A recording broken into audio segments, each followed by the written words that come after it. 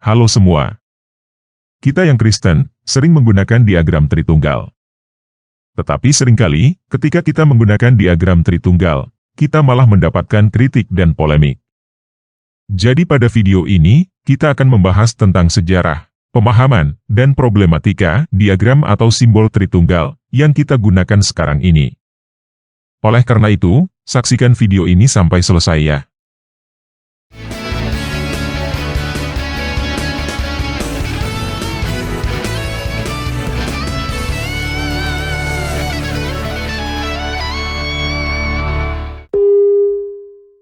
Nah, diagram atau simbol Tritunggal yang kita lihat sekarang ini, di dalam bahasa Latin disebut scutum fide, yang mempunyai arti perisai iman.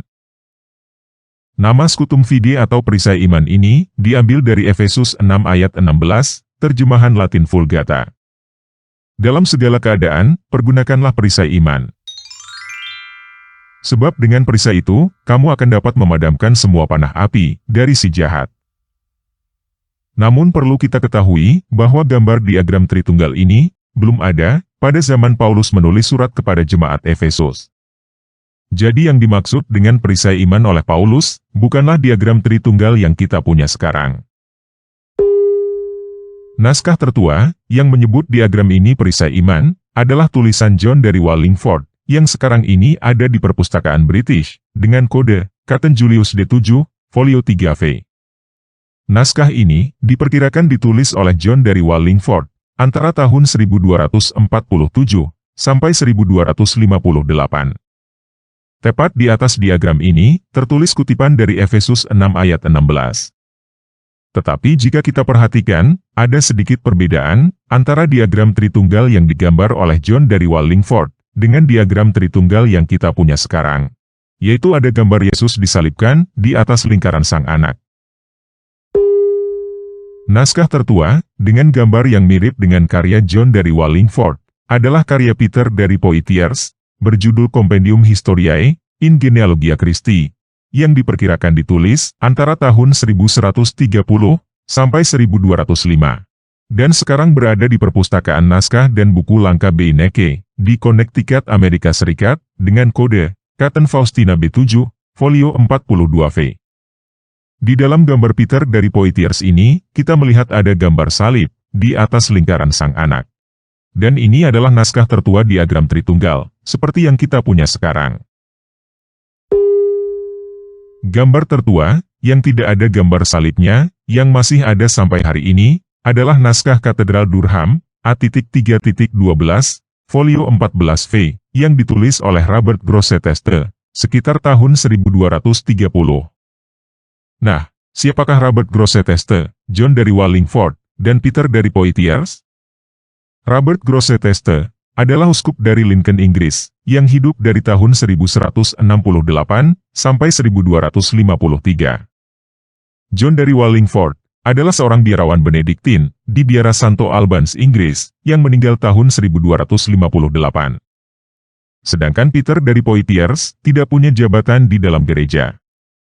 Dia adalah seorang teolog yang mengajar di Sekolah Katedral Notre Dame, Perancis. Dia meninggal pada tahun 1205. Jadi, diagram Tritunggal modern yang kita punya sekarang ini berasal dari abad ke-13. Awalnya ada gambar salib di atas lingkaran Sang Anak. Namun gambar salib itu dihilangkan. Namun kita perlu tahu juga bahwa diagram Tritunggal yang barusan kita lihat bukanlah diagram Tritunggal tertua yang ada di dunia. Sebelumnya, ada versi diagram Tritunggal, yang disebut diagram Tetragrammaton Tritunggal. Diagram Tetragrammaton Tritunggal, sekarang ini berada di Perpustakaan St. John, Universitas Cambridge, Inggris, dengan kode, manuskrip E.4, folio 153V. Perbedaannya dengan diagram Tritunggal versi yang kita kenal sekarang, adalah di tengah diagram ini, tertulis huruf, IEVE, yang merupakan transkripsi dari YHVH bahasa Ibrani ke bahasa Latin. Dan di atas lingkaran Sang Anak, bukan gambar salib, tetapi seperti gambar singa. Gambar singa tersebut kemungkinan mempunyai arti singa dari Yehuda, tunas Daud, yang diambil dari Wahyu 5 ayat 5. Jadi kita bisa lihat bahwa diagram tetragramaton Tritunggal, yang merupakan pendahulu diagram Tritunggal modern, yang kita kenal sekarang ini, terlihat sangat Yahudi. Hal ini, karena orang yang menggambarnya, memang adalah seorang Yahudi, yang murtad, dan masuk Kristen. Dia lahir di Spanyol, yang pada saat itu masih dijajah oleh orang Islam, dengan nama Moses Separdi.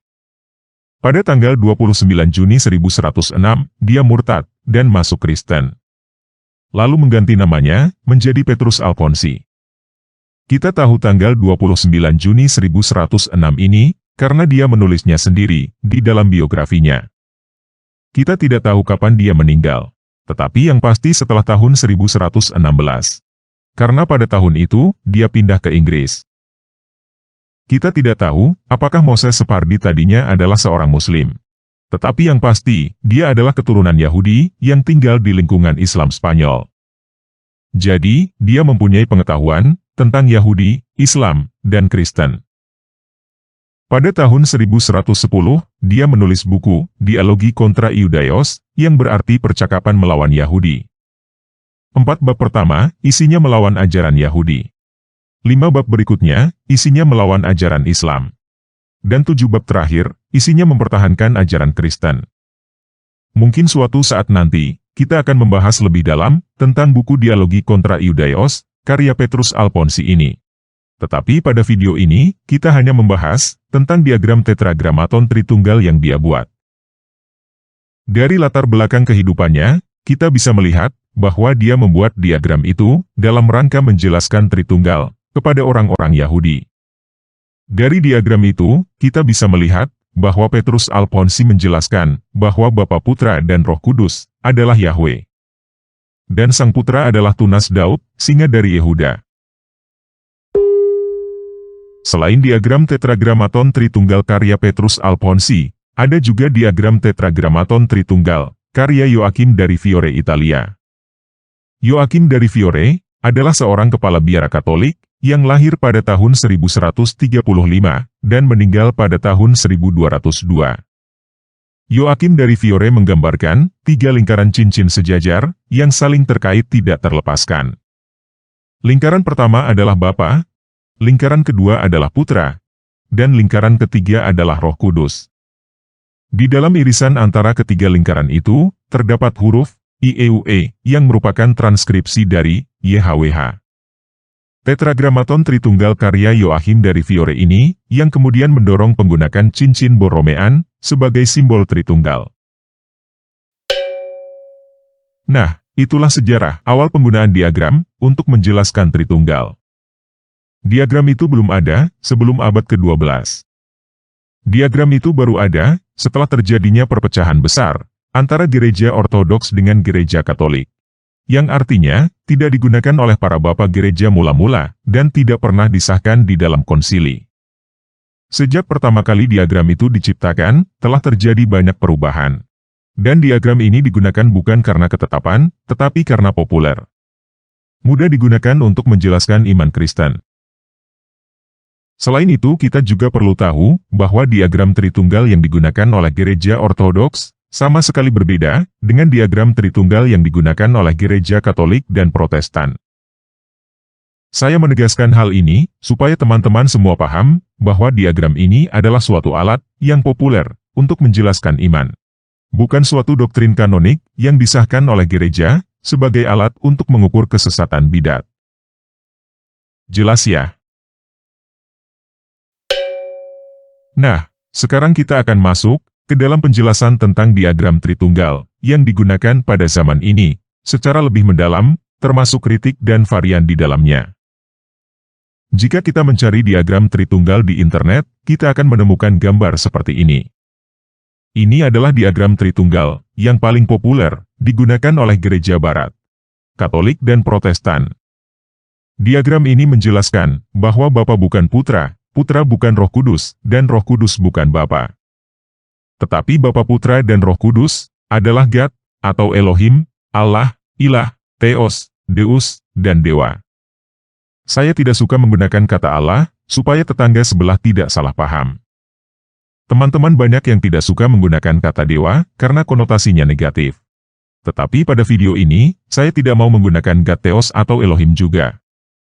Jadi saya gunakan kata ilah, supaya kita semua paham, bahwa ini bukan nama.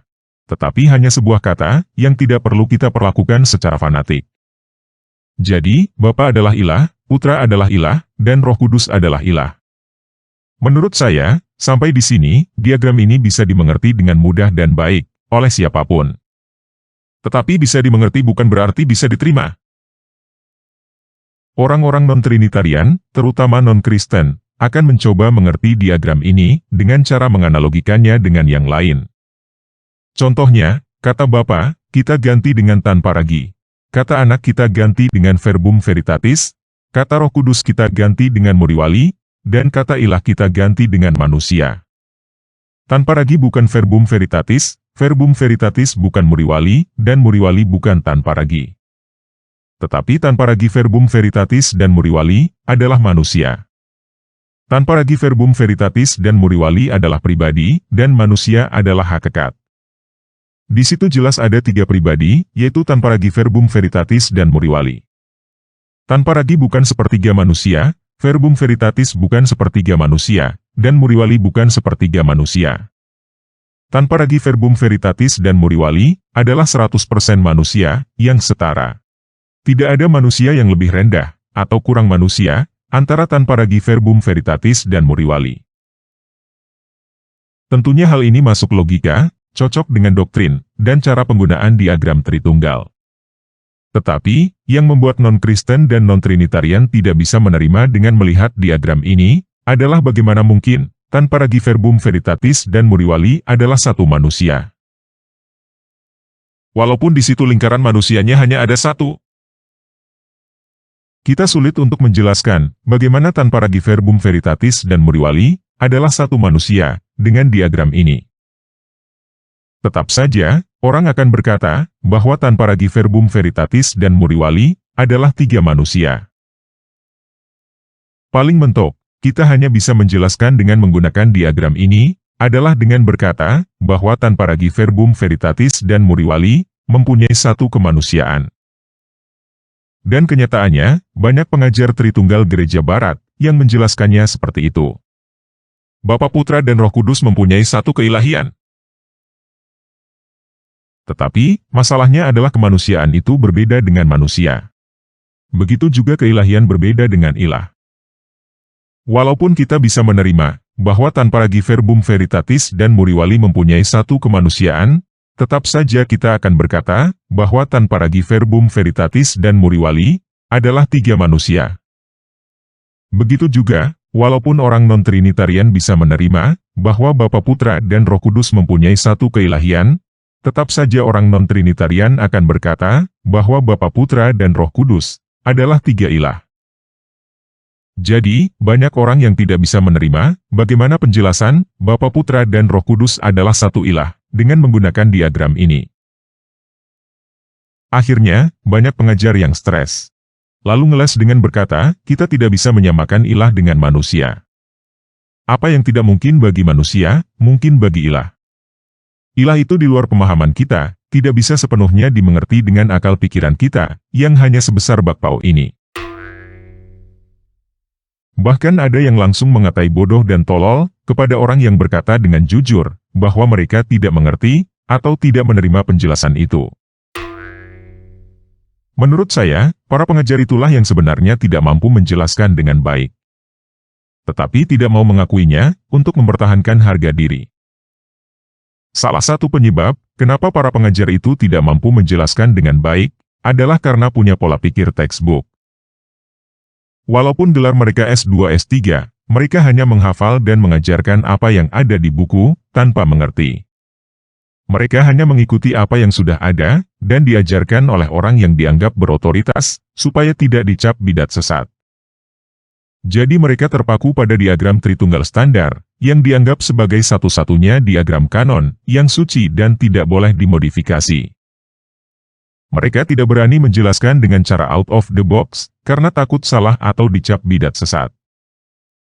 Ini seperti murid perguruan silat, yang hanya belajar untuk menghafal jurus. Jadi ketika berkelahi di lapangan, pola pikir mereka adalah, mereka harus mempraktekkan jurus 1, 2, dan 3, persis seperti yang telah diajarkan. Menjadi murid perguruan silat itu bagus. Menghafal jurus itu bagus. Tetapi kita harus tahu bahwa hal itu belum tentu bisa berguna di lapangan.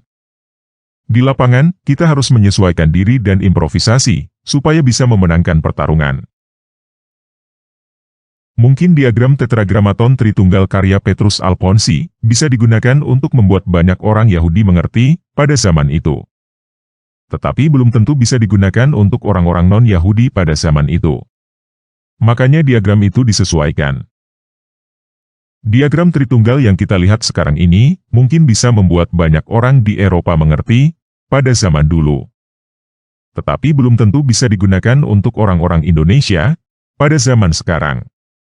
Oleh karena itu, kita perlu memikirkan kemungkinan untuk menyesuaikan atau menggunakan diagram lain, supaya bisa membuat orang-orang Indonesia mengerti pada zaman ini. Kita tidak akan bisa memperoleh kemajuan jika kita takut salah, atau takut dianggap bidat sesat. Oleh karena itu, kita perlu untuk membuang pola pikir textbook, menghafal tanpa mengerti, seperti yang dilakukan tetangga sebelah. Jadi mari sekarang kita lihat beberapa varian dari diagram Tritunggal, tanpa perlu takut salah. Yang pertama, kita balik ke diagram tetragramaton Tritunggal, karya Petrus Alfonsi. Di situ, Petrus Alfonsi tidak menggunakan Elohim, Allah, Ilah, Deus, Theos, atau Dewa. Tetapi, menggunakan nama pribadi, Yahweh. Jadi, Petrus Alfonsi menjelaskan bahwa Bapa, Putra, dan Roh Kudus adalah Yahweh. Konsekuensi menggunakan kata umum, seperti Elohim, Allah, Ilah, Deus, Theos, atau Dewa, adalah kita harus mengikuti aturan main dalam menggunakan kata, sesuai dengan bagaimana orang-orang lain menggunakannya secara umum. Contohnya tanpa ragi verbum veritatis dan muriwali adalah satu manusia. Kita tidak bisa menjelaskan dengan berkata, tanpa ragi verbum veritatis dan muriwali adalah manusia yang unik. Manusia lain, Budi Tono dan Ujang, adalah 3 manusia. Sedangkan tanpa ragi verbum veritatis dan muriwali adalah satu manusia. Kamu bisa maksa untuk berbicara seperti itu, tetapi hal itu akan sulit untuk diterima oleh orang lain. Begitu juga jika kita menggunakan ilah di dalam diagram ini, tetapi kita memaksa bahwa ilah yang ada di dalam diagram ini unik. Kalau ilah lain seperti ini, berarti 3 ilah.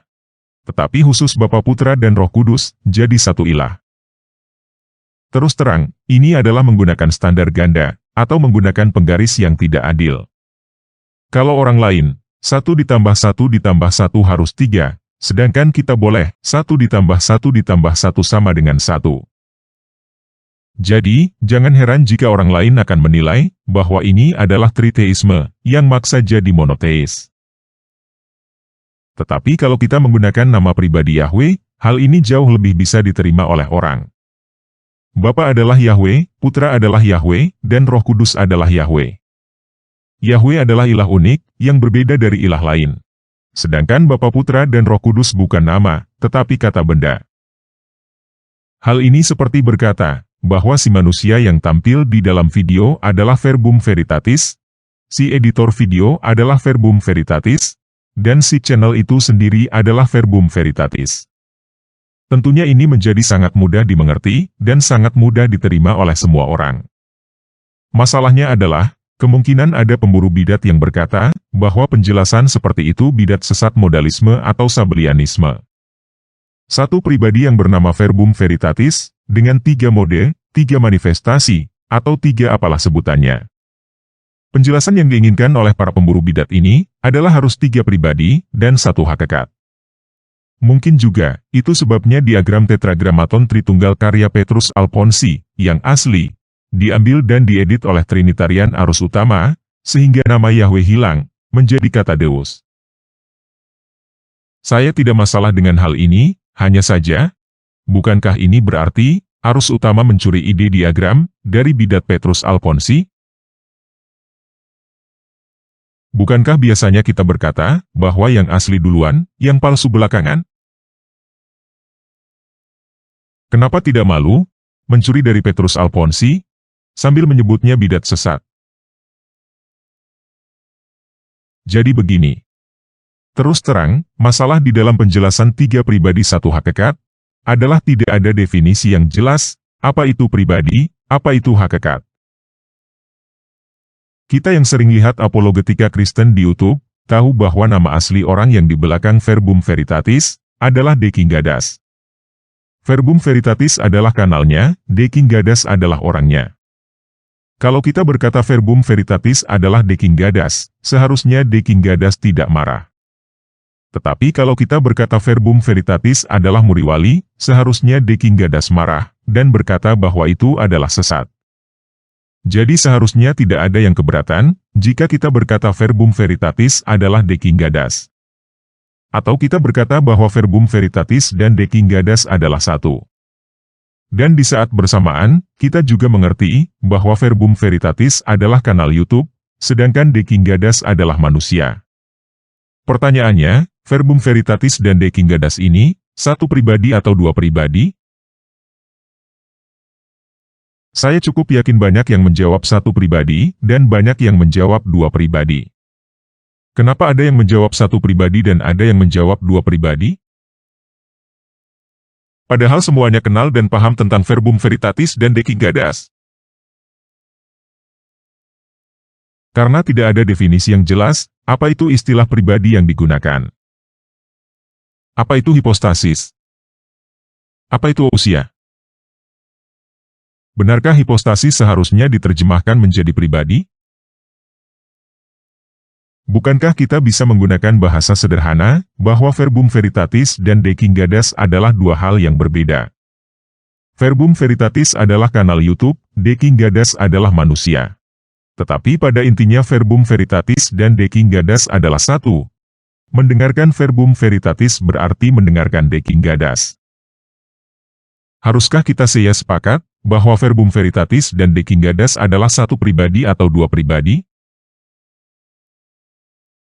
Apalagi tidak ada definisi yang jelas apa itu pribadi. Jadi sebenarnya kita bisa menggunakan diagram tetragramaton Tritunggal karya Petrus Alfonsi, dengan penjelasan bahwa Bapa Putra dan Roh Kudus adalah pribadi, sedangkan Yahweh adalah hakikat. Nah, varian lain adalah diagram Tritunggal yang digunakan oleh Gereja Ortodoks. Saya tidak tahu sejarah diagram yang digunakan oleh Gereja Ortodoks ini. Yang saya tahu adalah diagram ini diakui oleh Ketua Gereja Ortodoks Indonesia saat ini, Uskup Daniel Biantoro. Di sini kita melihat ada Bapa, Putra, dan Roh di dalam sebuah lingkaran besar yang bertuliskan ilah, satu dalam esensi. Di bawah kata Bapa tertulis kata deity atau ilah. Di bawah Putra dan Roh tertulis kata divine atau ilahi. Dari Bapa ada panah ke Roh dengan tulisan proceeding yang berarti mengeluarkan. Bapa mengeluarkan Roh. Dan ada panah dari Bapa ke Putra dengan tulisan begetting yang berarti melahirkan. Bapa melahirkan Putra. Di antara Bapa, Putra, dan Roh, ada tanda panah dua arah, dengan tulisan love, yang berarti Bapa, Putra, dan Roh saling mengasihi. Dengan diagram ini, orang-orang ortodoks biasanya berkata, bahwa Tritunggal bukan menjelaskan tentang ilah itu ada berapa, tetapi menjelaskan tentang bagaimana ilah yang satu itu. Kita percaya kepada satu ilah, yaitu Sang Bapa, yang darinya keluar Roh Kudus, dan darinya juga lahir Sang Putra, yang bersifat ilahi. Walaupun Roh Kudus dan Putra adalah dua pribadi yang berbeda dari Bapa, tetapi Bapa, Putra, dan Roh Kudus berada di dalam satu lingkaran ilah, yang satu dalam esensi.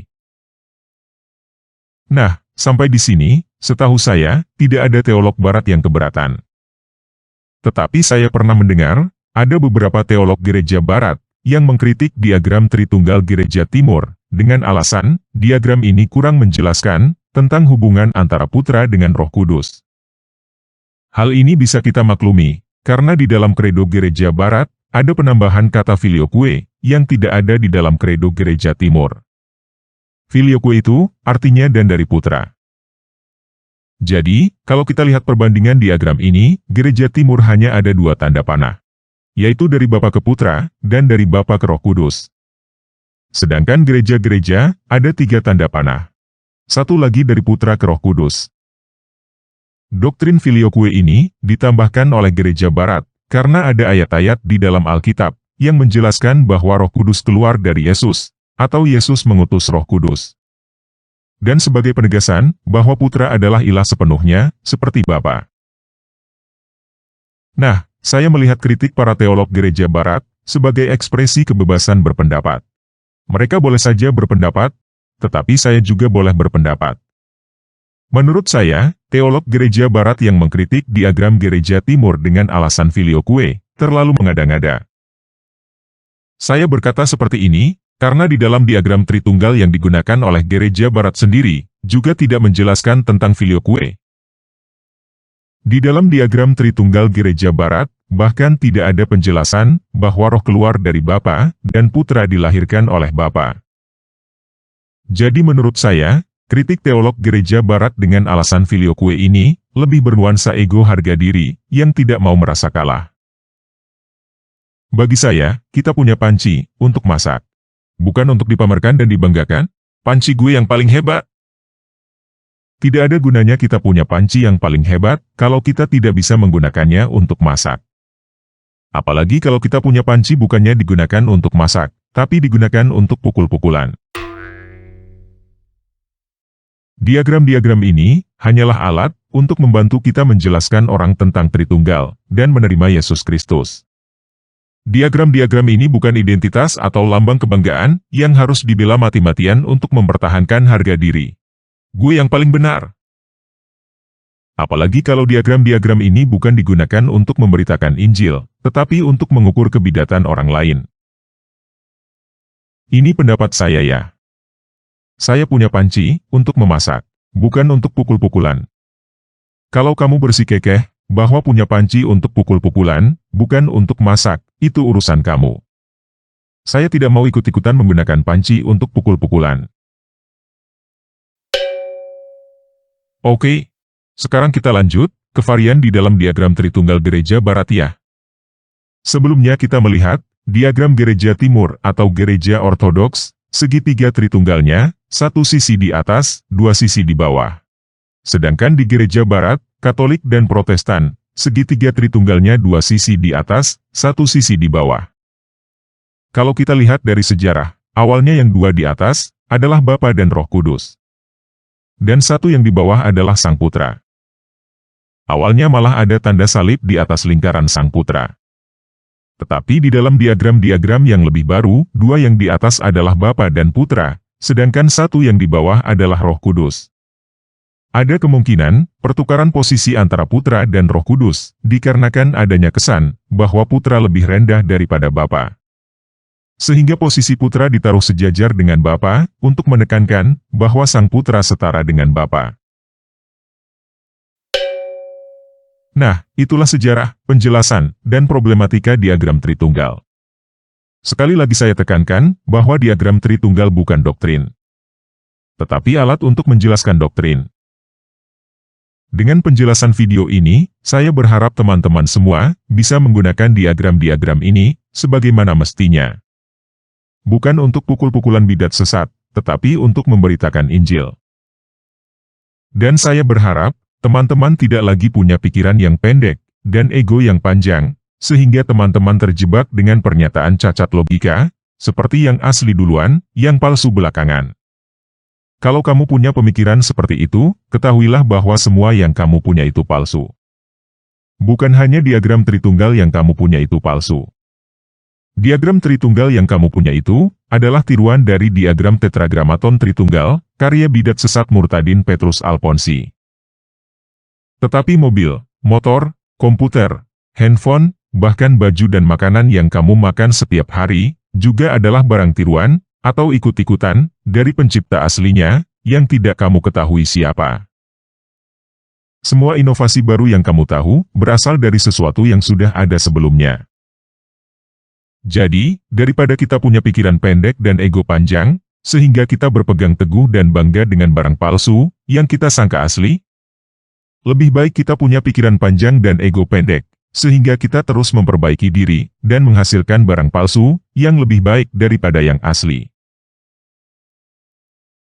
Oke, Sekian video kali ini, Yesus Kristus penguasa saya, memberkati kita semua.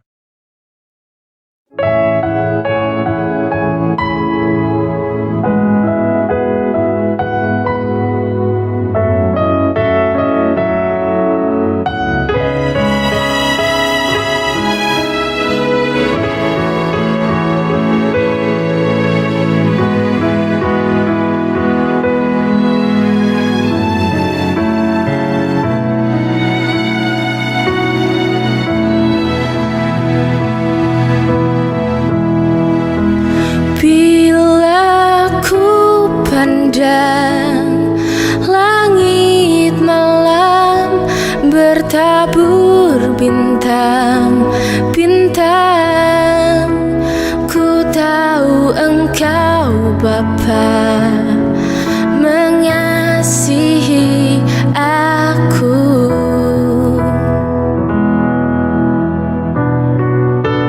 Bila ku dengar kicau burung menyambut mentari pagi, tak pernah ku berhenti untuk mengucap syukur.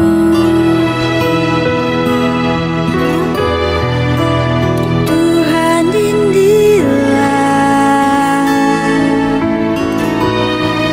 lagu pujian dari hatiku, sebab Engkau baik, sebab Engkau baik.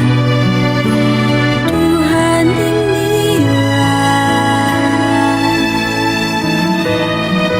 lagu pujian dari hatiku, sepanjang hidupku memujimu selalu.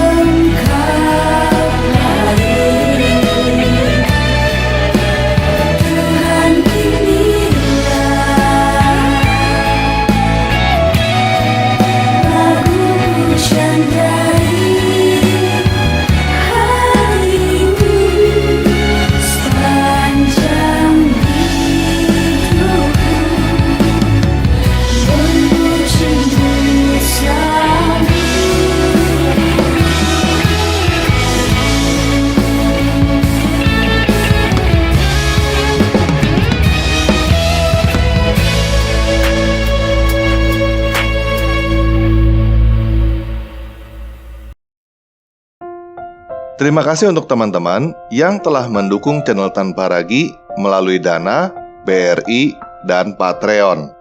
Selain itu, kami juga berterima kasih kepada teman-teman yang telah memberikan super chat, super thanks, dan menjadi member channel. Karena dukungan dari teman-teman, kami bisa melakukan berbagai pekerjaan, baik yang terlihat maupun yang tidak terlihat. Selama ini, kami telah mendapatkan banyak ucapan terima kasih dari orang-orang yang diberkati oleh pekerjaan kita. Oleh karena itu, kami ingin memberitahukan kepada teman-teman yang telah mendukung channel Tanpa Ragi bahwa ada bagian kamu di dalam terima kasih yang kami dapatkan. Kami tidak dapat memberikan sesuatu yang lebih kepada teman-teman yang telah mendukung, selain berdoa supaya Tuhan memberkati kamu, keluarga kamu, dan apapun yang kamu kerjakan. Kita percaya bahwa Tuhan kita melihat apa yang kita kerjakan secara tersembunyi dan akan memberikan upahnya. Buat teman-teman yang belum bisa mendukung kami secara keuangan, teman-teman tidak perlu berkecil hati. Karena teman-teman juga sudah mendukung kami jika teman-teman subscribe, memberikan jempol, dan membagikan link video ini ke kerabat dan media sosial lainnya. Oleh karena itu, kami juga berdoa supaya Tuhan memberkati kamu, keluarga kamu, dan apapun yang kamu kerjakan. Oke, sekian video kali ini. Yesus Kristus penguasa saya, beserta kita. Sampai jumpa.